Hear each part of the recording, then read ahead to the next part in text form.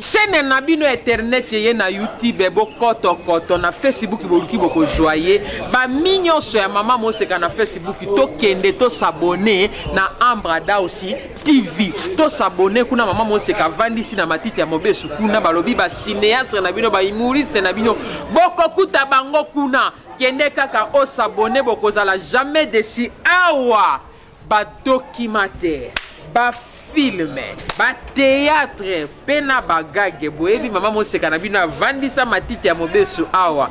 Te s'abonner massivement, passivement, affectivement. Merci beaucoup.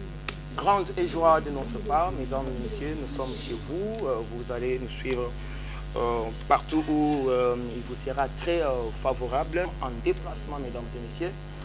Nous allons en discuter avec l'homme dédié, l'Isolo, un prophète. Nous allons parler beaucoup de choses. Nous allons recadrer aussi beaucoup de choses spirituellement parlant aussi. Les retombées des visions. Nous sommes là avec le prophète des nations, Denis Lessi. Moi, je suis Marc-Olivier Mouka, fils maison de notre télévision, la chaîne des effets et des sensations. Je voudrais dire bonsoir, Moussako. Bonsoir, Olivier. Qui m'est là? Ouais, ça va. Nous ramassons à partir de 2000-2001 pour les enfants au Baza Siko, au Baza Robota Malama 2000, 2001, 2002 peut-être Baza la définition à IoT. Ce qui banana faut Baza image à partir de 2001 parce que je parle bien de Denis Lessi, les retombées de ces visions. La vision est au Pancolo, après ça on a la provision. Alors banana on est on a si faut Baza image moko Baza Nzondo, Baza Mbio, Baza Onka. Qu'est-ce que les enfants peuvent retenir pour tout côté? Les enfants peuvent retenir, on a Denis Lessi Nzondo. Nzondo qui veut dire marteau. Marteau, c'est-à-dire, dans Lingala, dans Jérémie 10-4, il y a l'inet marteau et enfonce à Koulou. Koulou ana ekende, ti fixé libaya. C'est-à-dire, quand je dis Nzondo, c'est un message, c'est une prophétie. C'est quelque chose qui évandisio, évandisio, et ratakate. C'est un message, évandi. Donc, c'est-à-dire que petit est fixé. C'est-à-dire que l'eau est ratakate, ça a retombé directement. Nzondo a et même Nzondo la télévision. Nzondo a et même réveil dans Congo sur la prophétie. Donc, c'était ma spécialité, parole révélée dans la prophétie. Donc, à tous la musique dans la télé, dans la radio, dans le stade, dans la salle de stade, Nyonso Martyr, Tata Raphaël, Vélodrome, Massina, tous les stades de Congo, dans les bandes de Moka. Retombées, que réveil Kotaki du point de vue prophétique. À partir de Nzondo, le prophète ou Nabambikou de Baïna Mandako Babimi. L'onction prophétique est sur valeur. Malheureusement, on a interprété malheureusement, on a comme ça on a un business. Na ba retombée réelle, ils allaient que le prophète va bimisco. Na onction prophétique est sur valeur na Congo. Et c'est ça les retombées. Et Sombi Nzondo, et Sombi Arche de Noé, et Sombi Babiloke Bélé. On a retombé. Nzondo non on n'est pas parlé d'un bio. On a un craté bioté. On a tout le bagage Nzondo ya homo. Et puis singa ba voyage au monde entier.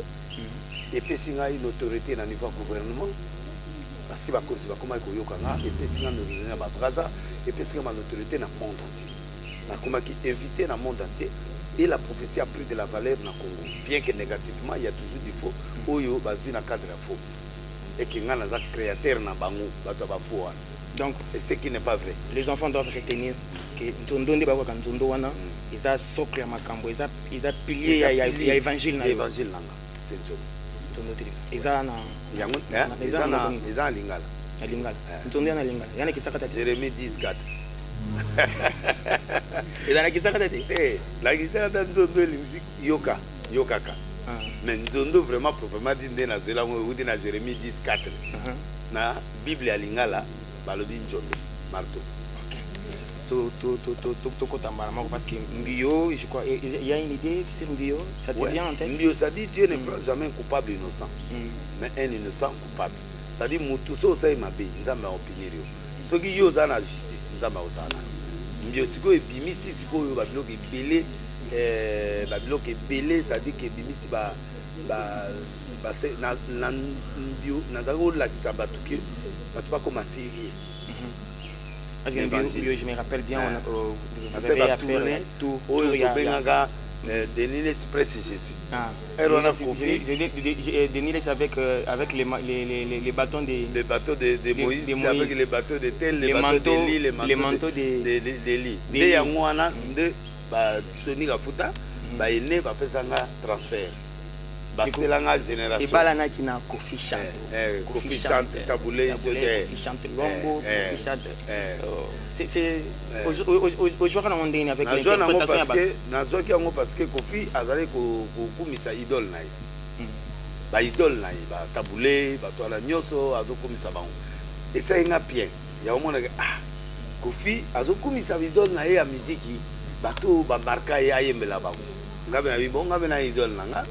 Jésus comme ça nabanda ba Moïse Denis prêche Jésus et sur le manteau de Élie. Mais Denis prêche Jésus, ça crée un peu de problèmes bandika qui va Jésus au wat polémique bandi Jésus Christ de Nazareth mais natika mbongo po et permettre ce que bato bazala et tout tourner ba salle nyonso ba stade nyonso de susu ba salle tourner à ba salle nyonso en fait à la longue ce qui émission ndenge zo les candidats ce qui zongi normal au gotier là on peut bien serrer ya ba image ya ba biloko wana. Donc c'est ça le bio. On veut les restes en agneau. Les restes en agneau. Ok, c'est qu'on a tant où ils ont nous ne devons pas aller à côté de ça. Restons dans ça. Il y a un moment où il y a eu une disparition sur le plan local. À Cameroun, Zongi, qui est basé dans relancer ma activité dans le c'était pour laver la personnalité et la présidente de la République honoraire, Kabila. Il y a qui peut témoigner, bien fait, pour ne pas être grand. Alors, de là, donc, je dois préciser que sur tourner émission, qui est dans la journée, mon corps, ils ont 8. Alors, comment on définit le quoi? Bon, nous avons la première gloire, nous avons abouti et puis c'est limite. Et preuve comme il y a. Les preuves comme il y a, les preuves comme il y a. Si on a des preuves comme il y a, ça dit que nous avons l'action que seconde gloire est pas. Alors il faut changer les camps.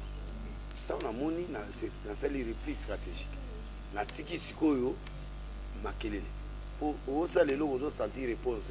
Et c'était facile de gérer ça? Non. C'était pas facile parce que quand tu donnes quelque chose, il n'y a plus de réponse. C'est comme normal. Or, un grand ne peut être normal. On n'est pas capable. Oui, mais ça est raté. Est raté. Raté, mais ça doit être ta réponse est raté. Retour est raté. C'était ça, non, bien. Donc, on doit sentir retour est raté. Pour les raisons, il faut sentir public à répondre. Mais public, c'est rigolo. N'est à répondre. Rigolo. Tac au tac. On peut s'y répondre. Si vous répondre, alors, les 5 pas ça. Bon, n'embêtez pas de Libana, tam subilo quand aussi les autres, les logs ensemble, koufi ou bien des. Or, je sais que Dieu ne se répand pas de ses dons. Alors, matrakas, pétinga, pasteur, blog, coué, salinga, coué belé. Alors, on a qui repli, braza, katina, l'hôtel. Kuna les réseaux fonctionnent. Retour réseau c'est. Mais ndé na Congo retour nzama ibisinga lukanga siko. Seconde gloire. Ndé na ke ko lukaye siko na bandu na sali 6 mois et sikanga na kutana ngina ye. Ndé na zongeli. Tawo na zongeli abandi ba prière. 6 mois. Vous commettez bien? Non, na komi na fief fo ngana zayi côté ya bien na premier tour. Esika ba bateya ngai. Alors, tawo na zongi na nyati mabele ya mboka na nyati ba mabele na ngawa na nyoto esika na ba souffrance na ngana binzambe. Yo zongi saki olobi abandonné par le premier amour nanga yango place na yeko kutana yo ya solo po nzamba ayebisi na ayebisi nani Jacob abi va à Bethel là où tu m'avais croisé, je vais encore te parler et renouveler mon alliance avec toi. Donc il faut zongi si ko nzamba kutana kana yo la vie bande de vie na travailler na otambola mama kolo na sacrifier bakar na otambola na moto. Donc pour nzamba sepela na ngaka tu zongi na nzambe tango na moni réponse yi na bandu na moni ba miracle oyo na salaka ko leka zongi tango zongi abi wi nzamba mi c'est le moment pas ba bengi ngai aki nde na yiti na ye non na golo bate ba konzi ba zaki na posela nga nde na ye ta ba konzi ba bengi ngai wana FCC non FCC te nga na ye FCC te nga na mu FCC te nga na mutu na l'option nazali pour Mukuna mano frappé. Mukuna aye ne veille pas. Aya qui na plainte pe. Oui. Aya ba pièce. Ba pièce na ye avant obeta contre. Il faut ba Kabila ba kanga Kabila. Alors, moi j'ai trouvé que côté mususu koto ba musu ba wanga na te to tra olia mongo na ipé. Ngana bite. Ndenge nini batu yo tozai na bango. Na président. Nzama bi omoni ba passer na bino. Il faut ba bongwana. L'union se faut changer. L'église faut changer. L'église au bomamboka. Faut changer. Ndena ye ta on a commis na bando teleme la procédure ya nani ya Mukuna ba critique est normal mais comme ko kende tine ingratitude tio arrestation à président Kabila je ne suis pas pour tout ce qu'il a fait, je ne suis pas pour que tout ce qu'il a dit est faux, non, ça dit qu'il y avait des erreurs aussi qu'il a commis dans son mandat, il y a eu des faiblesses du mandat, il y a aussi le point point culminant OEP à Sala. Mais moi, le courage là où il a attaqué, parce que tout le monde était là bien réservé parce que Vanda pour toute place à Roudousoula là quitté. Et même les politiciens à 4 FCC lo au loba ils allaient quitter contre Mukuna parce que Mukuna beta qui Zamba ebsinga tale sika yozo bima yango. Nde na bimisko na condamnation ya biso ba pasteur to changer. Na bandi par ingratitude ya ba pasteur. Nde na laxike ba pasteur nyoso nde to za boyi ko bazo finga na Kabila lelo baza batu oyo to lia et pas Kabila. Sérieusement. Nde na bandi ko dévoiler siko to lia ba 100 000, to lia ba 200 000, to lia ba 300 000. Memi aussi ko. Et memi ngai. Tango memi nga siko yo. Et memi nga siko yo comme si naza contre Mukuna. Mais contre te, je disais la vérité mais naza ko ndi ma procédure na été il y a le biba kabwana ngana zo yebise na biba ko kabwana te FCC na cache pourquoi parce que l'ennemi était Kabila. Félix azaki na adversaire moko kaka Kabila. Donc soka obeta Kabila. Maintenant là tu as vu tango ba kabwana a combien de têtes suko il a affaire à Bati, il a affaire à Moïse Katumbi, il a affaire à Bemba, il a donc a combien l'interlocuteur rebelle. Ba comme na ba mirimiri yango moni to côté na kata blocage. Oh, soka zalaki na kana Kabila bazo beta. Ça dit que bon, vous ne voulez pas ça, je fais ça. Vous voulez pas ça, je fais ça. C'est facile à manipuler malamoko. Ou bon ngana libali kufi c'est fini tika na kwena ngabe na tika na kwena. Mais bango yaza ko yebseka bazonga sa. Bazonga amoni nyo sacré siko place souké. Félix aina boula bien. Kenyo sacré on est à la bata PPRD bata bouba ya mais bata au vrai sens du mot ça dit que batu batika na ba parti na bango mais les gens qui veulent que la nation change ba ya mais botika lika kuna vous avez des nouvelles idées qu'on peut faire pour et permettre ba idée ya bloquer sur ya kalawa ne longwa au lieu ba ya ba yesko ba longwa na ba parti na bango ba commission ngo parti politique to net FCC mususu c'est ce qui a fait limite na ngo or bango ya benga ki ba ya va servir mboka bango ba yeli susupo va servir bango moko ça dit que ba poste bango wela ba poste or idée a Félix ezali ba wela poste te ba ye ba possibilité toujours bato baza compétent bango tiko ba zongeli ba kota. C'est quoi l'écran prophétique? L'écran prophétique ça dit ce qui ne rate pas c'est que Dieu quand il montre ça rate pas.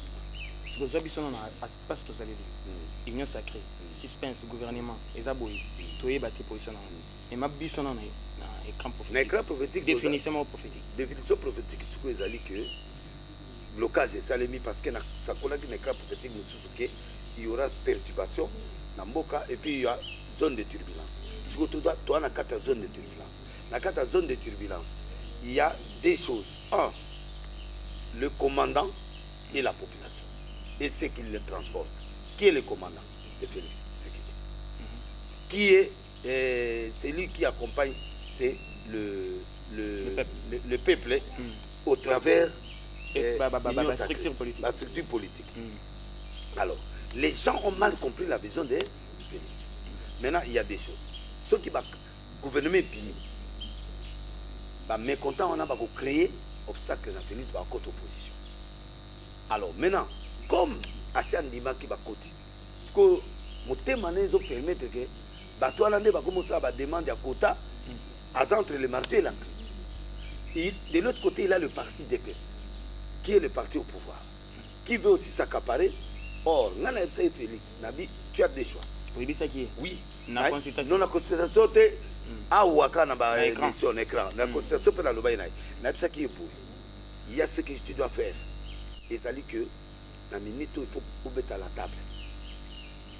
Il faut frapper fort sur la table. C'est-à-dire, au Yéna Kota, j'ai 5. Au ministre, je te donne 1.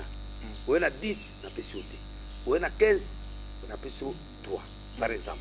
Les restes, on a dit où il y a des technocrates, où il peut permettre tout le monde dans la situation, tout ça. Tous en vol. Tous en vol. C'est ça son idée au début. Alors, mets sur la table. De l'autre côté, IDPS aussi fait la pression. Dans le début, il y a qui est nommé Premier ministre IDPS, nommé Bouta Sénat, IDPS, nommé Parlement IDPS. Pourquoi? Pour que l'objet le batte bâti au calme. Sauf que tu as dit, sauf que tu as dit, parlement. Au gérer Mboka Yomo. On a esprit, il peut perdre parce que peut perdre évoluer comme ça. Dans la province, l'institution. Non, pourquoi dans il allait mettre les vice-premier ministres, vice-premier ministre, Nani, dans le quota ya batu mususu. Dans la vice-présidence, il y a parlement, au lieu de par exemple, dans le parlement, il y a Mboso. Par exemple, je donne un exemple. Donc, il y a un quota, un poste, mais en adjoint, vice-premier ministre, vice-premier ministre, ministre d'État, PDG au place des athées, PDG, tout le monde se retrouve. Mais, Batounaye, il y a une vision, il y a une vision, il y a conduire une vision. Comme ça, il y a une unité. Alors, c'est ça l'idée, il y a Simba. Mais maintenant, il y a nommé Balié. Tu as bien intention, il y a Baïtité. Tu as bien intention, il y a Mbosoté. Tu as bien intention, il y a Premier ministre. Tu as évité qui manipule qui et qui sera manipulé. Est-ce qu'avec les temps qui restent, réflexion est très prophétique. Avec les temps qui restent, est-ce que le peuple peut vraiment s'attendre à quelque chose de merveilleux? Bon, pas quelque chose de merveilleux, mais les signaux forts. On n'a pas besoin de manger 4 repas. C'est une réalité, 2 ans de blocage et puis la recherche de l'union sacrée. Le problème, c'est que ça nous donne vraiment une lueur d'espoir. Lueur d'espoir, le réalisme. Donc, peuple à Zéla. Oui, donc, peuple à Zéla, dans le sens que le 5 ans là était inutile. Parce qu'il y avait PPRD, il y avait FCC, coalition. Ça n'a pas marché 2 ans. On a encore des mois et des mois perdus pour l'union sacrée. Donc, il va rester avec une année et demie. Spirituellement, tout est possible à celui qui croit, mais on ne peut pas dire que tout va être... Non. C'est une préparation pour les années, les 5 autres mandats. Il a droit à des mandats. Chaque président congolais a droit à des mandats. Chaque président congolais? Oui, il a droit à des mandats. On commence par Kabila, oui, il peut le faire si le peuple lui fait confiance encore, parce que lui peut avoir beaucoup d'arguments. Dans le sens que l'argument où il y a juste que il y a eu des blocages, il y a eu une autre... On a une ambition politique où tout le monde n'est pas voté, papa, il y a la vierge, il a beaucoup de chance.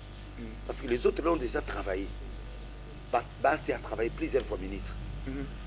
Moïse a été gouverneur pendant des années. Tout le monde a été vice-président en beaucoup. Ce sont des gens qui ont déjà travaillé. Donc, mais je ne crois pas qu'il y aura quelque chose de famille. Lui, il est vierge. Ça lui donne la chance d'apporter de nouvelles idées. C'est pourquoi j'étais contre cette histoire ici. Parce qu'avec Kabila, il pouvait maintenir, il pouvait avoir la suprématie. Kabila comme un état de faiblesse, Bango peut comme un état de faiblesse, à quoi qu'on dit partage du pouvoir. 50-50. Bango ne peut même 40-60. Il fallait, c'est la négociation que moi j'ai fait avec Kabila pour faire ça avec Félix Tshisekedi. C'est que il y a 50-50, mais il y a conflictualité. Les gens de FCC ont cassé ça. Tu vois? Je suis parti jusqu'au sommet de FCC pour faire ça. Pour que Babenga présent, Baïpsipé présent, le jour où il fallait qu'il n'y ait pas présent Kabila, ils ont essayé de m'étouffer pour dire que non, on rentre dans la négociation normale. Oh. Mais c'est ça. Et pourtant, du côté Félix, c'était déjà OK. Donc, s'il restait 55... Nani personnellement bouillé à jouer un blocage. Mais j'ai vu le président du FCC, les responsables du FCC, la coordination du FCC. Monsieur Nemi. Oui, j'étais avec lui, avec le conseil politique. Alors, il fallait que Loukaba vérifie les choses que l'Ouganda réellement est pas Félix. Or, il devait me faire confiance. Tout ce là président Kabila, dans le président Félix, voici ce qui est proposé. Parce qu'il faut que la logique normale.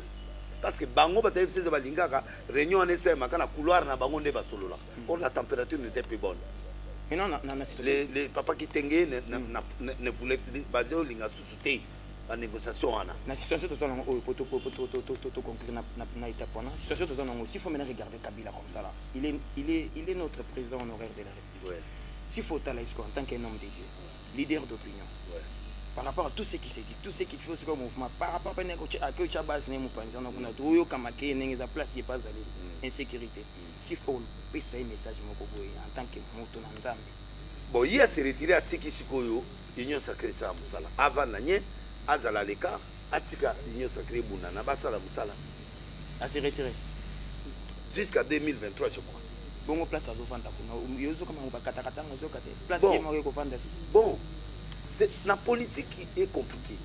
Politique est le connaître Kindoki. Oebile Roli à Moututi. Donc Kindoki Zalawana na Boutou. Donc Oebite au moins Koko moi Yabito Liamano. O a une intention en haut de la Erwana, mais au côté de la Kobolé Moutou. Moutakouf n'a tombe au mot regretté. Donc déjà voilà, un politicien. N'a pas géré l'intention. N'a pas géré l'intention a été. Parce que Azawana peut. N'enga kenda pa regretter à pouvoir là. Et soit azo monter pe ba stratégie na na ya malamu na ya mabe oyo pe po bazonga suna pouvoir. Parce qu'on a ningito zonga place wana. Place ya zaleli siko atiki Kinshasa atiki Kingakati royaume. Parce que Kingakati on est neti. J'étais avec quelqu'un tout. À quel na fief na e. Tout dans mon moto sur la binote Kingakati za la neti chambre. Na kati ndoka papa la biso cha climatiseur acha ba plasma biso na salon eloko ya la kati Kingakati ya bon so atiki yango bon akiko chaise wana be Kingakati ko rappel kuna be Kingakati ya bilo ojo so tout ce qui se passe tout autour na ye conseil na conseil au pesa benga na bato wana nyoso akala banda zéro aluka ba nouveau ba nouvelles idées ba nouvelles personnes mais ba bimi déjà peut perdre yango ba makele wana ki mwana wana makele ya wenze galasi ba ngani shadari wana makele ya wenze shadari alongwe azaka wana problème eza wana il faut de Kabila décider alongola ba tout nyonso ba ishwa na ye ko bana shadari banda shadari to benga na bango bango nyonso ba ke azwa ba idée ya sika badimi wana nyonso ba ina kati banda kala bagira na PPD quoi apporter le côté nani na ligue des villes de jeunes. Bon, la jeunesse peut apporter un nouveau vent, mais avec des gens crédibles. Voilà. Donc il faut des gens crédibles. Oyo, bah il y a peuple. Problème est ali peuple, papa. C'est ligne Oyo Kabila zana on a mis pour réussir pour avoir la nouvelle classe politique. Et si les bases essoufflé. Créer ce problème na kati a perdre ndongo lobby. Mais na lobby bongo na bi vérité. Na bien o tia ki dumu na héros. Ya ba chancel même. Et c'est OK mamba. Papa yebisanga ndai mutu molata ku faire les ongisier botina be. C'est un dynamisme. Ah papa. OK. A Robert na moi ça na moi expérience au dribbler. Mais on kende 15 minutes te papa. Lolé me les banda parce que le monde a évolué. Il y a un état de droit. État de droit ils ont on dit boloko OK. Oyibi OK boloko. Oyibi OK ba okoka boloko te. Alors autant mieux bazo ba ministre bazana ba parlementaire. Faut ça dit qu'il faut biloko na tout elongwa parce que total la bateau baza dans les frais même l'union sacrée ba kotia biso ba gera ba kidumu wana te il faut ba vierge ba tête wana ba vanda na ba pesa ba tuna bango siko bino ne bosala na confesseur religieux bozana na ministère ya ministère de l'intérieur OK na justice mais des ministères comme les amis ministères ils ont touché ils ont concerné des ministères s'il faut pas ça profit il faut mutu moi à ça vraiment la capacité dure à lui frapper mutu moi d'abord honnête et puis à mutu moi qui il défend la nation pour mutu sali ce qui a kebolo mutu sali ce qui on t'arrête là on te met par terre d'abord parce que c'est le peuple d'abord l'écrit là, c'est le grand secret de Félix. Alors, le peuple attend. Maintenant qu'il a le Parlement, il a tout ça. Il n'y a plus d'explication en 2023. À sa manière. Mais à sa manière, parce que il faut que bateau il faut défendre même pas dans 2 ans. Ah, les Américains vont prolonger. Un écran politique dans mon avis, glissement, un léger glissement. Le premier mandat. Oui. Donc, Bango Baloui attend 1 mètre carré. Mais qu'il mette les moyens. C'est pourquoi le président Félix a le droit, na Monique Bangouna va se côté lié déjà. Donc il a le droit maintenant, avec les 2 ans qui lui restent, de frapper fort. C'est-à-dire qu'il y a un bilan où soit bêté en peuple à vaniller. Donc à choisir l'élément où il y a un bêta caca. Dans 3 échantillons où caca et qu'on fait que peuple. Après c'est des faits. Alors, donc, Kabila ne peut plus sortir avec ces gens-là. On va s'en sortir. À s'en sortir. Qui a beaucoup de choses à faire. Oui. Voilà. Kabila doit laver son entourage. Laver son entourage pour rebondir à Zelana nous temps. Mais il a ces jeunes-là, dans les réseaux sociaux, ils travaillent ma casse. Ils travaillent, mais papa n'a pas kundi bango. Aïe. Papa n'a pas kundi bango, balingo tikate. Mais baza personne n'a pas moyen. Baoudia n'a pas l'équébé. Papa moi na 4 Oudiana, 4 Oudiana. Ba combien? Yeb sanga na erwana. Oui, maman Oudiana. Na yeba tende. Oudiana mutai ba bangote. Oudiana épargne nga mutu. Épargne pasteur té, épargne portisette. Allô, oui. C'est qui? C'est le prophète de l'Est. Et bon, c'est un prophète de l'Orient. Donc, yo mo so ke na mouvement no ke. Voilà, nous avons OK na mouvement OK. OK, on a notre confession. Ceux qui osent marquer sur résister. OK. Nous allons prendre la toute dernière partie. Là, on a au même angle mobile que ça la peut moi battre nous bien. Pour ceux-là qui pensent que osa pembeni il y a casquette en scène tout autour de toi il y a les musiciens, il y a les fans maintenant là. Les musiciens, il y a la profanité, la musique du monde. C'est pas Robin Ango. Les fans qui sont tout autour de toi maintenant. Ça commence à commencer aujourd'hui. Depuis Kalatoyoka, des milliers de Zondo, avec Kofi Olomide, c'était bien. Il fallait pour pas nakati il y a album na liboso droit chemin. A immortaliser yo, maman langa bango banzondo, ba faire Toyoka, Toyoka wawera, nakana kibwisa pipa Toyoka, maman bele avec les musiciens. Alors aujourd'hui là, est-ce que la procédure n'est pas kendela? Yo moko sifo au recadrer bato ba mona ngoma pe. Il y a franchise na yo na comportement ba musicien wana. Qu'est-ce que tu peux dire dans ba mélomane? Au bazak peut-être lésé. Na ba vérité aux obéissants. Bon, ba lésé, ba comprendre là et puis ba faire travailler ba leader na ba. Oh, oui. Parce que le problème maintenant ezaka koyemba bien te na kobina bien te. Na koyemba te. Musique ya wana. Chanter, oui, danser, oui.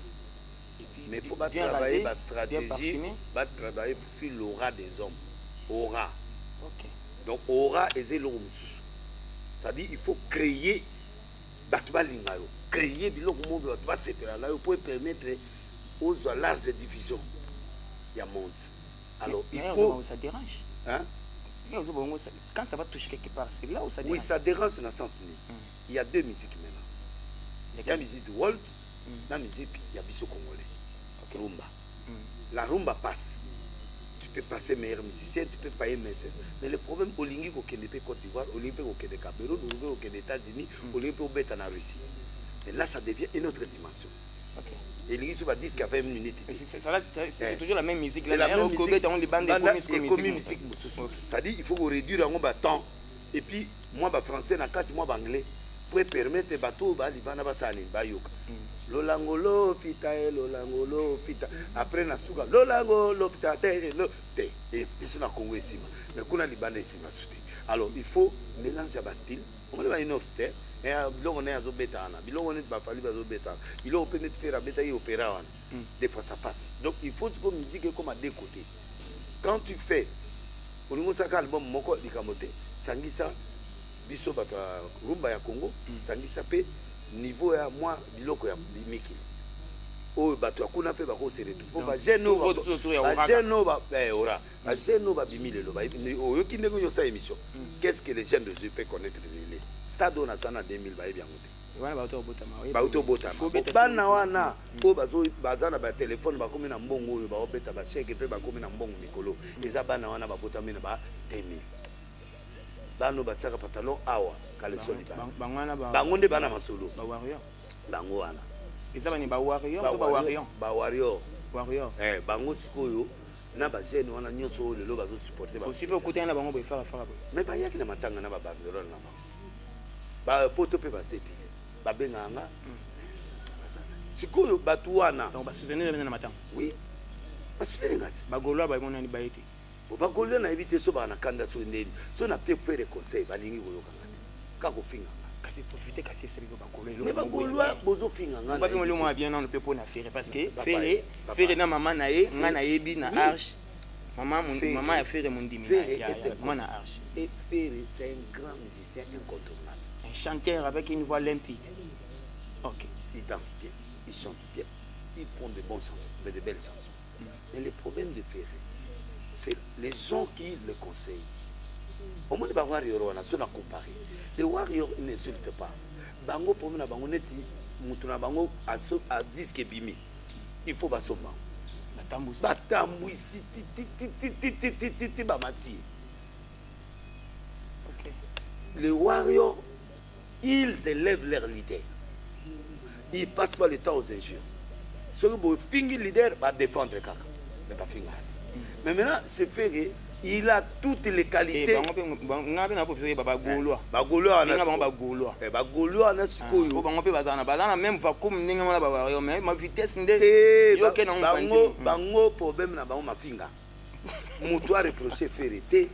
Moto aloba mabe ya vérité. Wana bana wenge. Wana bana wenge. École na bango même mabe. Wenge bon ko mabe jibe na wenga. Mais mabe sikoyo ya mwana parce que toko comprendre Jibe Azane Jackson. Nzebe mabe ba 15 ans ba 10 ans. Mais abeta na concert 100 nani. Danse na loboko wana azaka abeta ba concert na ba $100. Danse loboko. Abina elo ne mo to sala ka boyi biloko ne natala ngo. Donc tika biloko to. Donc yo biloko te la lela mo fore lo wala zipe. Wa kiti ba kita beta biloko ya maboko wala yo ngala ngate ozomona ba wera ba koza la boyi disque yana ngona terete me bana succès. Ba ça différent na jeunesse ya. Faut que ba faire ba na compétition.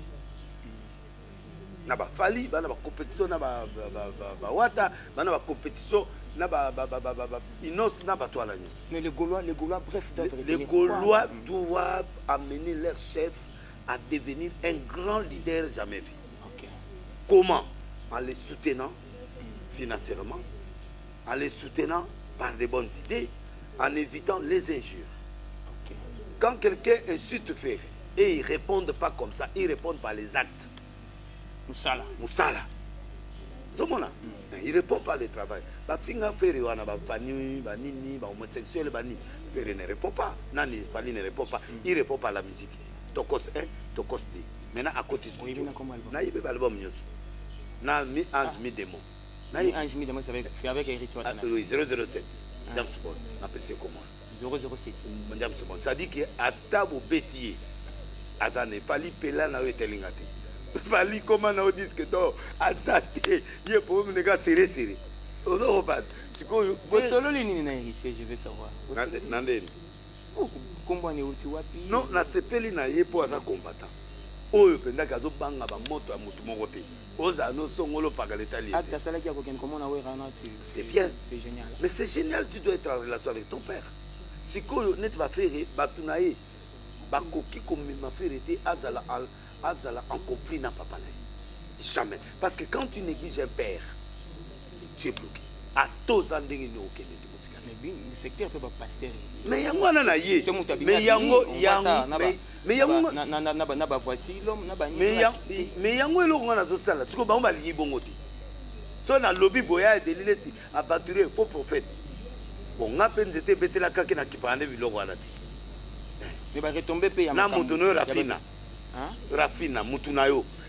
yepe mbala mo mafinga okende na kangami na diminuer pona yo azagolwa na diminuer pona yo je te jure aotalanga soki ezaki yo mais na lobby mwana mwasi na mama zo luka na nzoto nanga akokufa mais ngasiko na tiki liwa natiki komodiri ye natiki nzamba s'occuper na likolo na yo yo moto memela biso lima wana yo moko gérer lima na Rafi Tumba yo moko gérer lima na yo tout ça on a c'est tout le monde bana photo partout ta moto na yo voilà petite voilà so ko moninga na otia na se eza pona ye donc Olivier yo alors responsable Nanzolo, responsable Mouné Nanzolo TV et c'est mon beau-frère. Donc je voulais dire tout simplement que donc merci. Donc là on a aussi na ba public au besoin nanga ezali que ba gaulois je vous aime beaucoup. Mais au bomeli Rafine Moda. Mais oui, mais c'est ça non? OK, Rafine Tumba professionnellement parlant, tu as pensé au palais, au Ibiki au côté déjà palais au Melama Mayo, Melama J, hein, au palais Tchanasé. Et ça peut gaulois moi conseil et ça peut warrior moi conseil yosa professionnel à médias rien à voir en tout cas je te suggère un bon comportement envers l'homme de Dieu.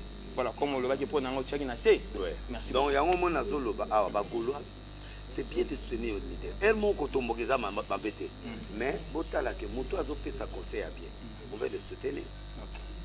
Donc au Robin a fait bazo oh préso azo là préso azo ça non au yebi conseil ta musu ba pesa yete ah ils ont des bons non ils appellent bon petit OK mais quand tu appelles Fali il prend quand tu appelles héritier il prend quand tu appelles Kofi il prend quand tu appelles Wera pas muta ba complication pe grande ndenge moko donc yepe adanga ndenge moko peut-être yem dans format bana bon yemo a beaucoup complication à yamba il faut mutu moi yambi mettre moi yambi mais you know en période moi aviez bana bazo kende pa wera ba kanga ba photo mais Wera c'est ma famille ba mbrime yega ba journaliste wana oyo ya antenne a wana na ba journaliste ya gaulois nde ba to créer ba problème. OK je crois donc moi je crois que bino nde bozo créer ba leader na bino ba problème et c'est mutu ko faire cause ennemi le kolanga et à ma paix ma casse donc maman fait voilà donc ça peut pas tenir bazana respecter donc bana respecter a minute wana yo ça est-ce que maman fait tete alobate akolo beloko wana même ye moko faire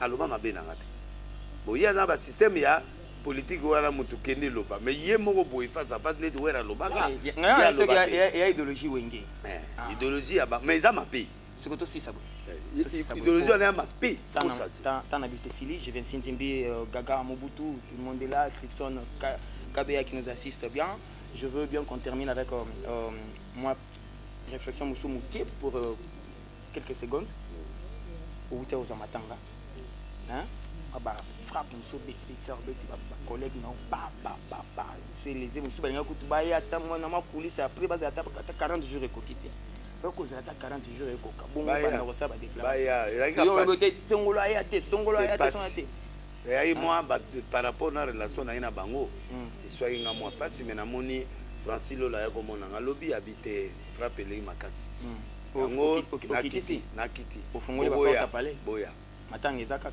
40 jours na nekokiti boya kasi yebisa bango siko calme ma pose yaki tela ayate te na kiti rando na 4%. okiti nini na kiti rando na 4%. Rando kasi na ina kanda na mirimiri batu na ngai est-ce que yongo boya batu na ngai ba yate esui ngai tika mukuna ya obeta to tika eve patriotika ya na lobi na fongoli ya moye vena yo nani Kizami na Kibila ayaki na matanga to ayaki na matanga wana vena yo otiki nani ayaki na matanga mais contribuer kité pour mais c'est présence de la contribution nyonso miba c'est que va bon on trace enveloppe comme fongoli ba porte la fongoli ba fongola ba bon ça enveloppe voilà na vena général qui c'est ça non na tena c'est à 5% na ça sur 100% na combien à 5% c'est na sigi quand même ouverture t'as pas mamaro ça t'es pas Roger t'es pas nanga pour me até voici l'homme à l'obéi oyati le loi bengité na moni mbi à l'obéi obenga bengité mais likamoté porte est ouverte. Nous avons fini, mesdames et messieurs, nous avons fini. Suivez en temps réel cette émission. Merci beaucoup à Maman Tina. Nous disons merci à Serge Yakane, les responsables techniques. Là, nous avons eu la complicité Yamoussala, Gaga Mobutu et Jivensin Dimbi que je dois bien saluer professionnellement. Eric, ouais, les bangs ne tombera jamais. YouTube Arthur Elengi.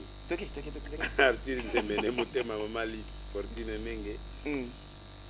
Kate Loa, Maître Tsurambomba, Apôtre Gogobar, Kerok, Elena Pemba Moutunawa. Comme il a l'air. Elena n'a pas dit cela. Tomboye. Elena n'a pas dit cela. Elena Pemba Yabisomo. Jansi Mayas, Force d'Italie. Nicole Malonga. Prophète Condé. Oui, Prophète Condé. Oui, il y a Liloba. Na Prophète Condé. Oui, il y a Ratagate, wana sacerdoce. Prophète Blaise Manzambi. Et puis Kassarema. Il y a Paul Wanga. Na salué Bango. Dans la campagne les 2 le 4.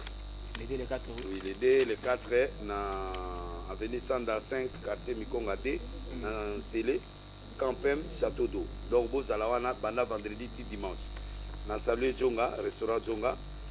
Claudine Bokoko ya François Bokoko, Karine Bidjoko Mbikalo et puis Ted Tendai. Ma Bokobam. Bokobam bene. Na avons dit mettez moi na Betsingam. Non. Ted. Beaucoup d'engrais. C'est un homme dangereux. Il est trop dangereux. Maboko Bank. Trop dangereux. Nandima qui était. Mais Mouto Soso Koutane chaque jour. Oh, ton abîmable chaque jour.